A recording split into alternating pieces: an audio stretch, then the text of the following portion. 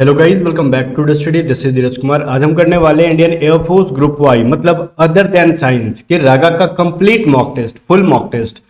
और ये booster dose है। ये कोरोना का बूस्टर डोज नहीं है, ये मार्क्स वाला बूस्टर डोज है। ठीक है, ये जो टेस्ट लगाओगे इसके बाद आपका मार्क्स बूस्ट होगा, ये तो गारंटी है इसका। ऐसा क्यों होगा मैं बता रहा हूँ। और बहुत सारे बच्चे ये कह रहे हैं सर अभी एग्जाम जैसे जैसे नजदीक आ रहा है हमारे मार्क्स डाउन हो रहे हैं मॉक टेस्ट के अंदर। इसका रीजन पता है क्या होता है? रीजन ये होता है कि लगातार हम मॉक टेस्ट देते हैं, थोड़ा सा प्रेशराइज हो जाते हैं, माइंड पे प्रेशर लेते हैं और जैसे जैसे आगे बढ़ते तो मॉक टेस्ट का लेवल भी थोड़ा अप होते जाता है। तो बीच में हमको द इजीएस्ट मॉक टेस्ट लगाना चाहिए। तो अभी जो आया है ये डिफिकल्ट मॉक टेस्ट बिल्कुल भी नहीं है, इसके बीच में इजी टू मॉडरेट वाला मॉक टेस्ट है। और सबका टारगेट है कि 25 प्लस आप इसके अंदर सही करोगे। और मतलब जो एवरेज बच्चे हैं और जो पहले से जिसका 26-27 आता था वो 30 में 30 सही करेंगे यहाँ पे। और इस मॉक टेस्ट के लगाने के बाद अगला एक दिन आप मॉक टेस्ट कोई नहीं लगाओगे, ठीक है। और फिर उसके बाद से मॉक टेस्ट लगाना, देखना आपके मार्क्स फिर से इंक्रीज होने शुरू हो जाएंगे।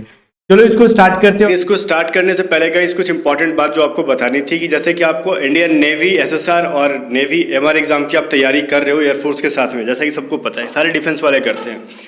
तो एमआर, एसएसआर और दोनों एग्जाम्स के लिए सबसे बेस्ट मैं आपको बुक बताता हूँ। देखो, नेवी एसएसआर का एक बेस्ट स्टडी गाइड का लिंक मैंने आपको डिस्क्रिप्शन में दिया जो कि चक्षु पब्लिकेशन की तरफ से है और बहुत ही बेस्ट ये स्टडी गाइड है। इससे फायदा ये है ना कि आप चैप्टर वाइज प्रैक्टिस कर सकते हो यहाँ पे किसी भी चैप्टर की। और ये जो नेवी एमआर एनएमआर की जो वैकेंसी आई हुई है तो इसमें क्या है गाइस कि इसकी आपको कंप्लीट प्रैक्टिस सेट मिल जाएगी। और इसका प्रैक्टिस सेट के बारे में आपको कंप्लीटली दिखा दूं यहाँ पे कि इसके अंदर टोटल 1, 2, 3, 10, 15 नहीं, टोटल मिला के 40 प्रैक्टिस सेट और साथ में इसका सॉल्यूशन भी आपको वहां पे मिला हुआ है। कहने का मतलब सबसे बेस्ट प्रैक्टिस सेट चक्षु की तरफ से यहाँ पे आपको दिया हुआ है।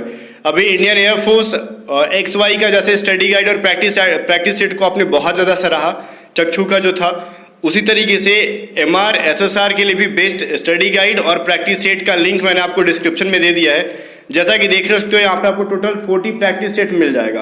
और सारे प्रैक्टिस सेट का देख रहे हो क्वेश्चंस का लेवल आप देख रहे हो बहुत ही एग्जाम ओरिएंटेड और बहुत सारे क्वेश्चन आपको डायरेक्टली एग्जाम में देखने के लिए मिल जाएंगे यहाँ से।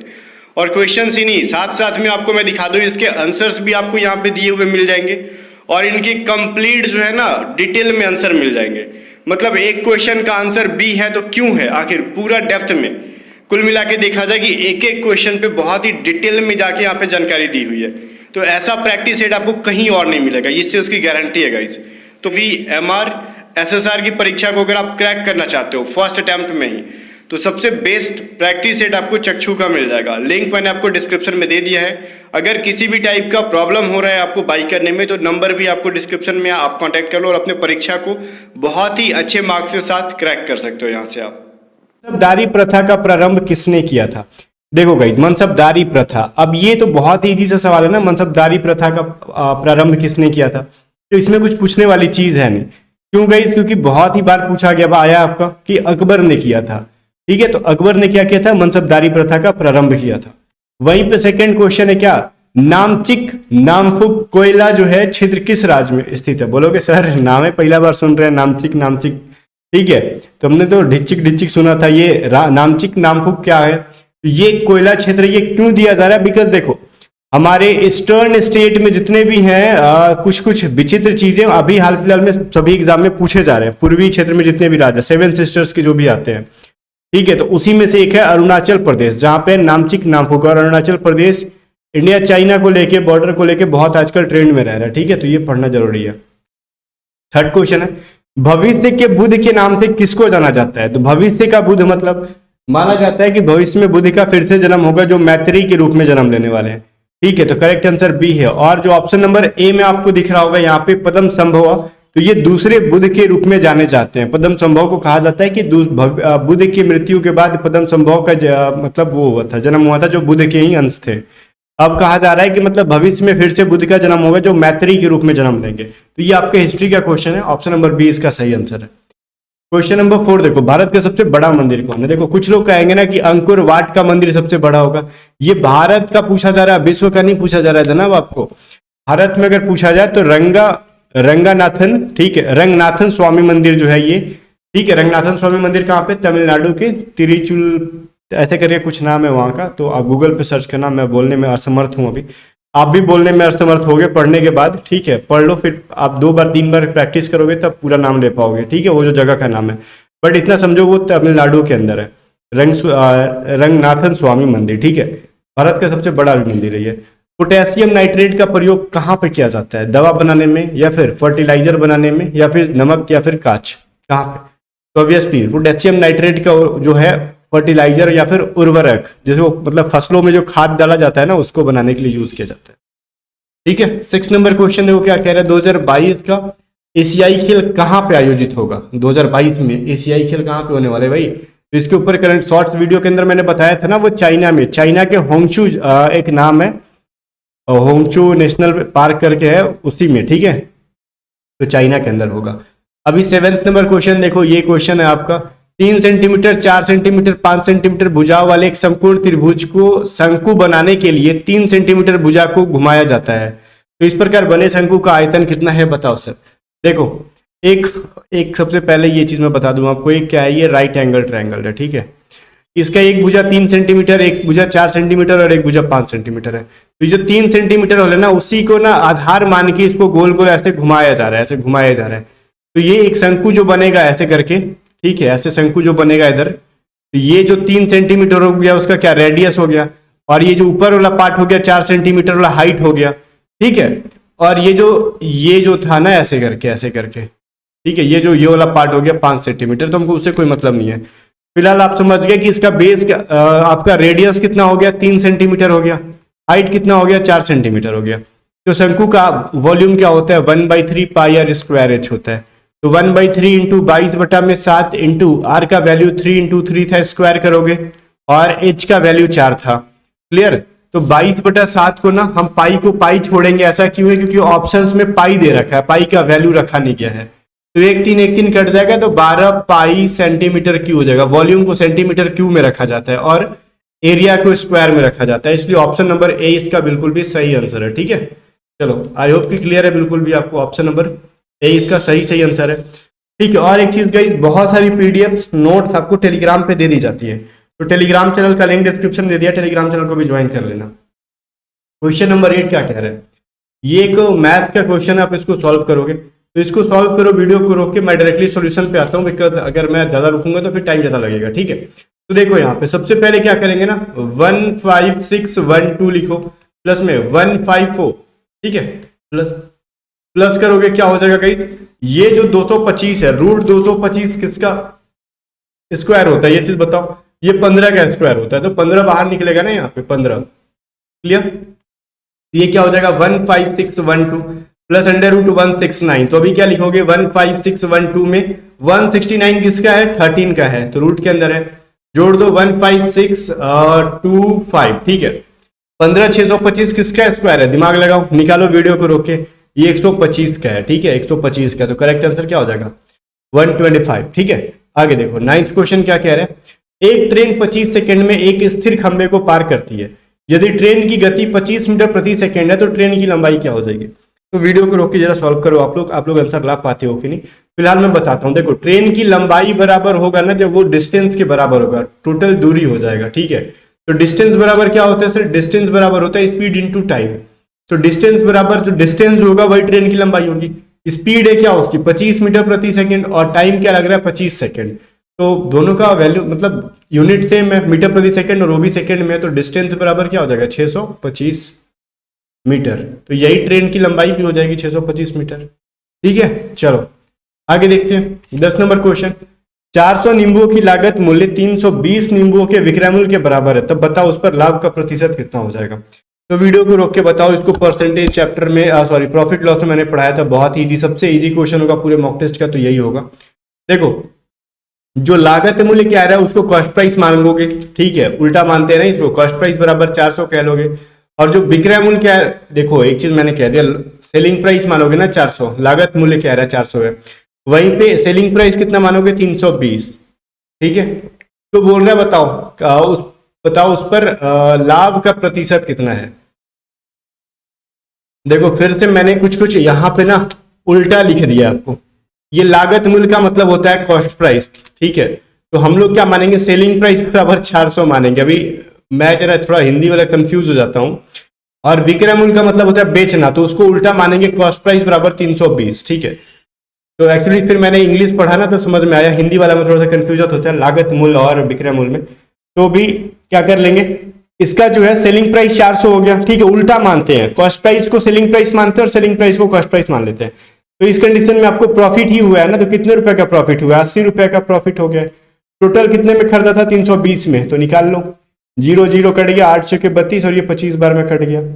अभी कुछ लोग कहेंगे सर आपने इस क्वेश्चन को गलती बनाया। भाई अगर आपको कहीं भी इसके अंदर डाउट है तो जाओ आप प्रॉफिट लॉस और जाके पढ़ लो, मैंने पढ़ाया है कंप्लीटली, इसका पूरा लॉजिक आपको समझ में आ जाएगा कि क्यों उल्टा मानते हैं।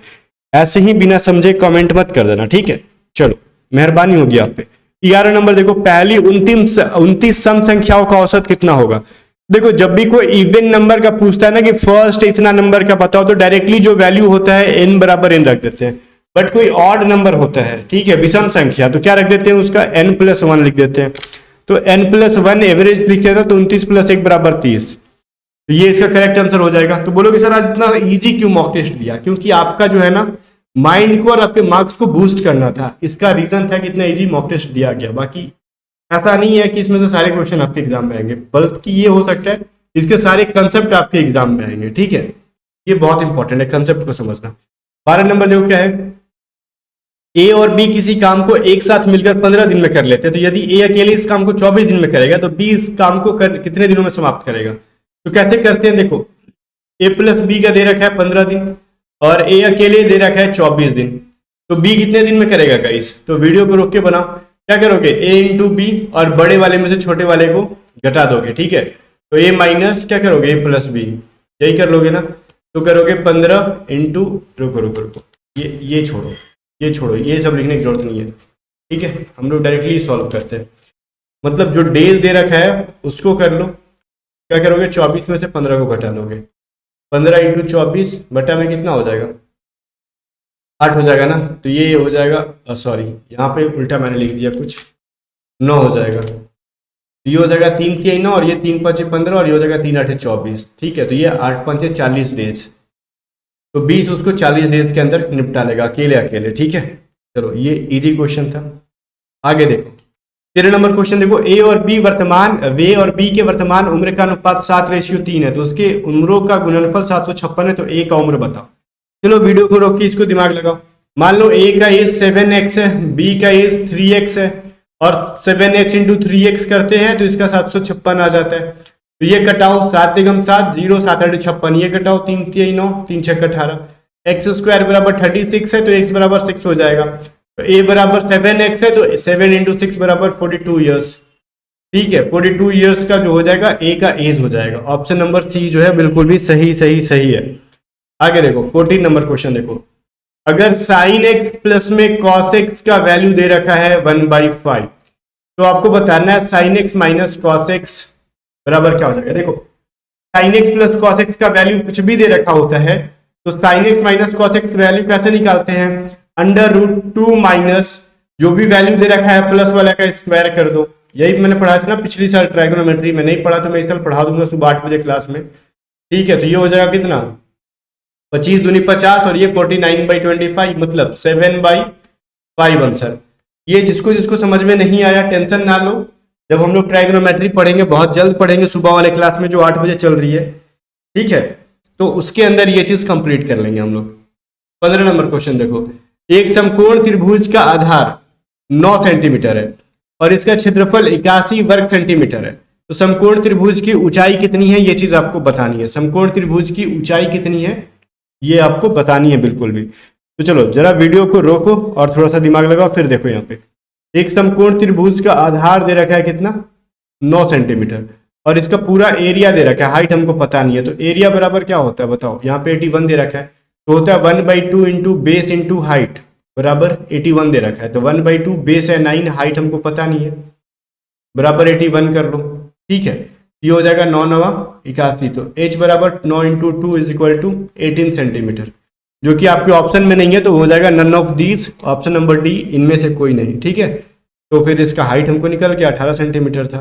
तो इस बेसिस पे आप आराम से इसको कर सकते थे, बिल्कुल भी आपका टाइम टेकन क्वेश्चन नहीं था, बल्कि थोड़ा सा कंसेप्चुअल क्वेश्चन था। थोड़ा सा दिमाग लगाते तो आपका आंसर यहाँ पे आ ही जाता है ना। चलो 16 नंबर क्वेश्चन देखते हैं क्या है।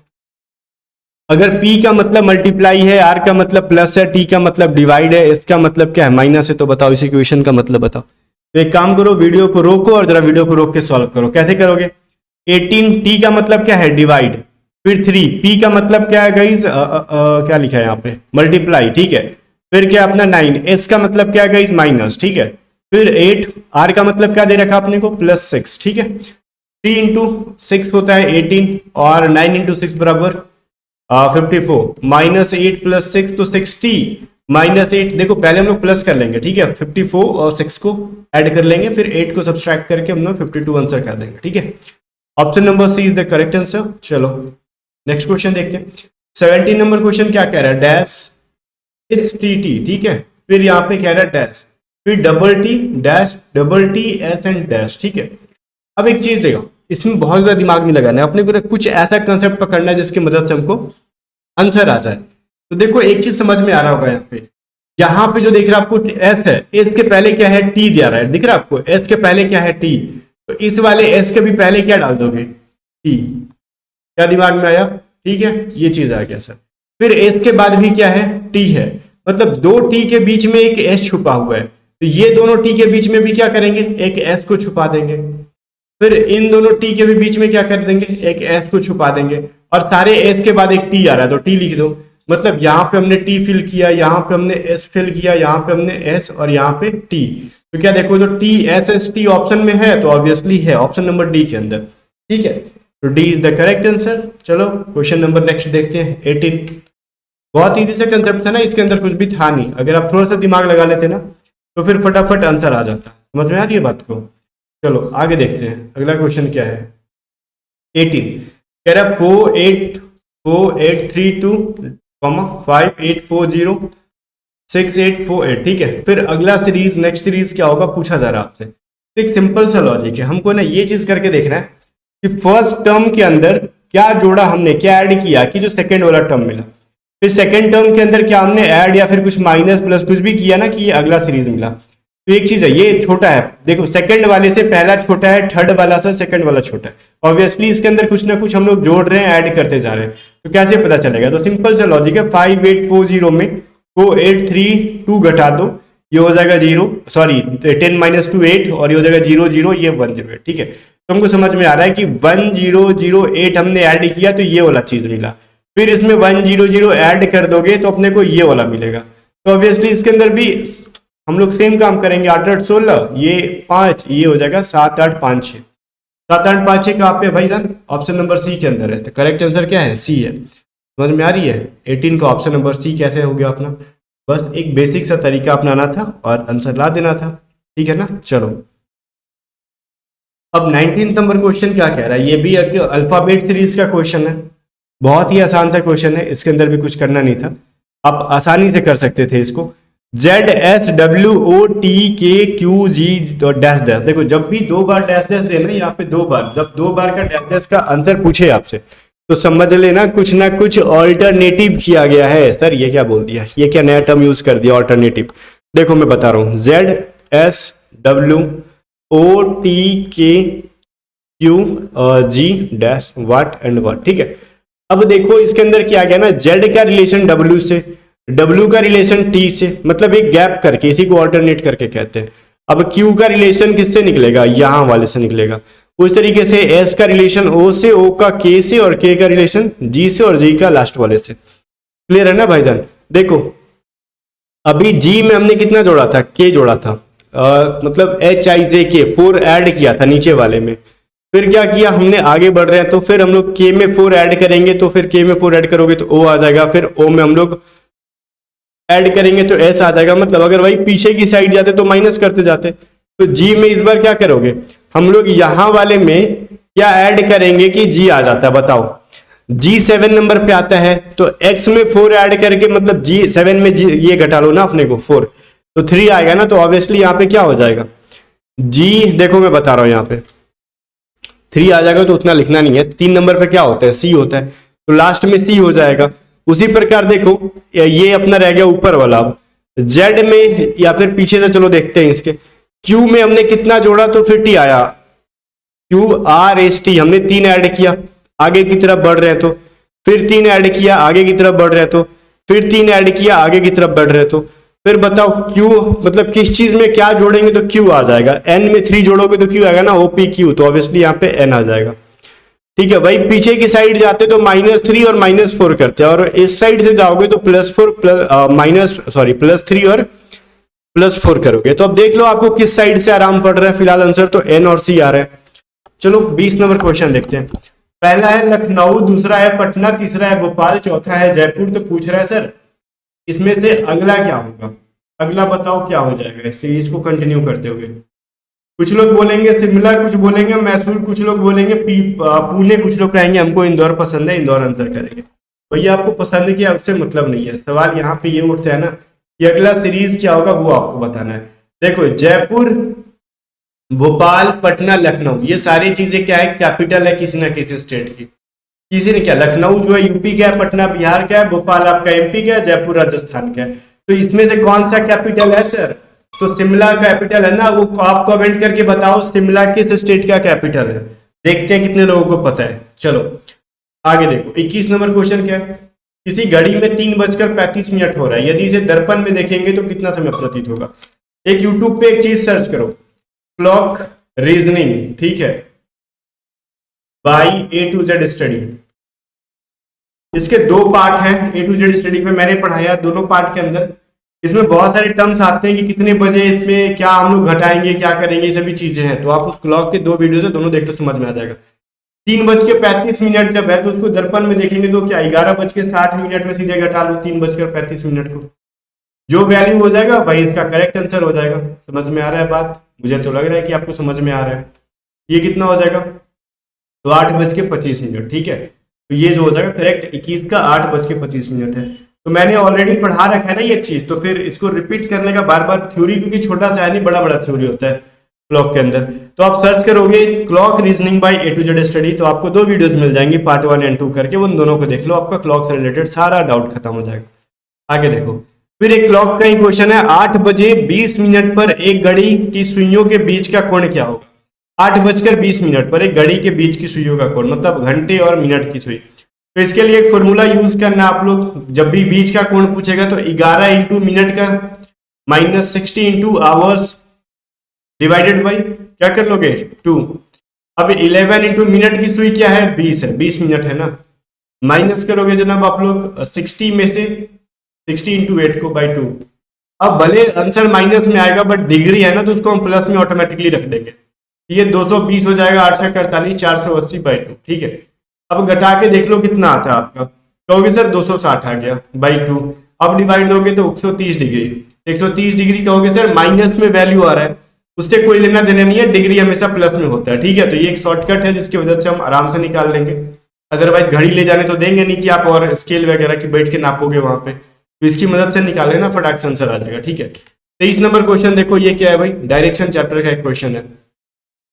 कह रहा है एक आदमी पूर्व की ओर मुंह करके खड़ा है, वह उत्तर की ओर मुड़ता है और 5 किलोमीटर चलता है, और फिर वह दाईं ओर मुड़कर 12 किलोमीटर चलता है, उससे उसके शुरुआती और अंतिम स्थान के बीच की न्यूनतम दूरी क्या है। देखो एक इंसान है, पूर्व की ओर मुंह करके खड़ा है, मुंह करके नहीं करके खड़ा है, वह उत्तर की ओर मुड़ता है ऊपर, तो कितना जा रहा है 5 किलोमीटर। फिर यहाँ से राइट साइड मुड़ता है 12 किलोमीटर जाता है। तो यहाँ से लेके यहाँ तक की डिस्टेंस क्या है, ये शॉर्टकट डिस्टेंस कैसे निकालोगे, वही ट्रायंगल वाला फॉर्मूला लगा, राइट एंगल वाला, 12 का स्क्वायर प्लस में 5 का स्क्वायर। हम लोग क्या हाइपोटेनियस निकालते तो ये लिखते हैं ना, बेस का स्क्वायर प्लस परपेंडिकुलर का स्क्वायर, मतलब लंब स्क्वायर प्लस कर्ण स्क्वायर बराबर क्या होता है, इज इक्वल टू होता है क्या, सॉरी लंब स्क्वायर प्लस में आधार स्क्वायर बराबर क्या होता है, कर्ण का स्क्वायर। तो कर्ण का स्क्वायर जब अपने को लेफ्ट साइड में भेजेंगे तो क्या होगा, रूट चढ़ जाएगा। बोलोगे बहुत थ्योरी बता रहे हो, चुपचाप आंसर बताओ, है ना। मुझे पता है जिसको जिसको समझ में नहीं आ रहा वो यही बोलेगा। 13 नंबर इसका 13 किलोमीटर, ऑप्शन नंबर बी इसका सही है। चलो अगला क्वेश्चन देखते हैं क्या है जनाब। क्वेश्चन नंबर क्या हो जाएगा 24। एक आदमी ने कहा महिला से, ठीक है, एक आदमी ने एक महिला से कहा तुम्हारी माँ के पति की बहन। अब तुम्हारी माँ के पति की बहन मतलब आपके पापा की बहन क्या लगेगी, आपकी बुआ लगेगी, ठीक है। और वो इंसान बोलता है ना कि तुम्हारे माँ के पति की बहन मेरी बुआ है, तो ऑब्वियसली मेरी जब बुआ हुई और आपकी भी बुआ है तो उस महिला का आदमी से क्या संबंध होगा। तो आदमी की वो बहन लगेगी ना, इसमें तो पेन उठाने की जरूरत ही नहीं था। क्वेश्चन पढ़ो और आंसर करो, क्वेश्चन पढ़ो और आंसर करो, मजेदार क्वेश्चन है। चलो 25 नंबर क्या कह रहा है, नीचे दिए गए शब्दों को उनके शब्दकोश क्रम में व्यवस्थित करो। डिक्शनरी के अकॉर्डिंग आप इसको सजाओगे। देखो अंडरस्टैंड, अंडरस्टैंड में क्या है, UNDER है, समझ में आ रही है। इसमें भी क्या, अंडरस्टिमेट, अंडरस्टूड, अंडरस्टैंडिंग, अंडरस्ट्रीट, ठीक है।